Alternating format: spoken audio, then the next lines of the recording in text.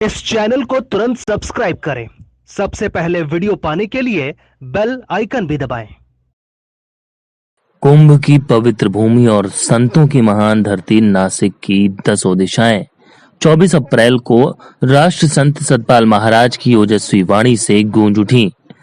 दरअसल लंबे समय बाद नासिक की पवित्र भूमि पर सतपाल महाराज की विशाल चुनावी जनसभा हुई। यहां सतपाल महाराज ने शिवसेना प्रमुख उद्धव ठाकरे के साथ मिलकर नासिक लोकसभा सीट पर से प्रत्याशी से हेमंत तुकाराम और डिंडोरी लोकसभा सीट से प्रत्याशी श्रीमती भारती पवार के लिए वोट मांगे। नासिक में सतपाल महाराज बीजेपी के स्टार प्रचारक के तौर पर जनसभा को संबोधित करने पहुंचे। यहां जनसभा में महाराज को सुनने के लिए रिकॉर्ड तोड़ भीड़ जमा हुई। हम जब विदेश जाते थे तो लोग ये देखते थे कि शायद कुछ लेने के लिए आए हैं, ये कुछ मांगने के लिए आए हैं, परंतु आज भारत के व्यक्ति को भारत से देखा जाता है। भारत के व्यक्ति को एक टूरिस्ट के रूप में प्रधानमंत्री जी ने भारत का मान बढ़ाया और आपने देखा हो बहुत से काम किए हैं उन्होंने।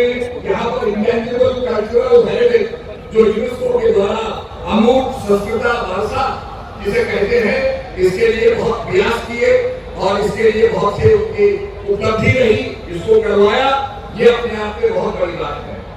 नासिक में सतपाल महाराज ने राष्ट्रवाद को मुद्दा बनाते हुए कहा कि पिछले 5 साल में पीएम नरेंद्र मोदी के नेतृत्व में देश हर तरह से मजबूत हुआ है।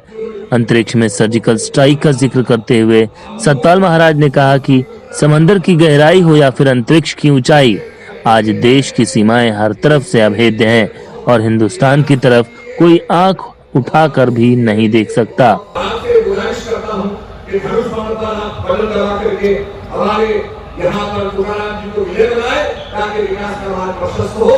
भारत माता की, भारत माता की। नाभिक की रवानी बदलेगी, सतलज का मुहाना बदलेगा, वर्षाव के तेरे जोश रहा, तस्वीर का नामा बदलेगा।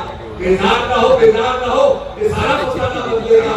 कुछ तुम बदलो, कुछ हम बदले, तब तो ये जमाना बदलेगा। आपको बता दें कि सतपाल महाराज बीजेपी के स्टार प्रचारक के साथ साथ एक बड़ी आध्यात्मिक शख्सियत भी हैं। इसी कारण उनकी संतों की धरती महाराष्ट्र और खासकर नासिक से बेहद खास लगाव रहा है। अपने इसी लगाव का जिक्र करते हुए उन्होंने कई बार नासिक की इस रैली में लोगों से भावनात्मक तौर पर जुड़ने की भी कोशिश की। रेलवे लाइन के लिए वो प्रयासरत है, विकास के लिए प्रयासरत है। आपके नासिक में तो कुंभ लगता है। जब देवासुर संग्राम हुआ, देवता दानवों में झगड़ा हुआ, तो कहा गया था तुम लड़ते तो हो, तुम समुद्र का मंथन करो, उसमें से अमृत निकलेगा, रतन निकलेंगे। और जब अमृत निकला तो अमृत की 4 बूंदें धरती पर गिरी। एक हरिद्वार में गिरी, एक नासिक में गिरी, एक उज्जैन में गिरी और एक आपके इलाहाबाद में गिरी। तो अमृत की बूंदों के आधार पर हम लोग इस समय निश्चित रूप में कुंभ मनाते हैं और कुंभ को एक गौरव अंतर्राष्ट्रीय जगत के अंदर गौरव प्रदान किया। मैं इसके धन्यवाद देता हूँ।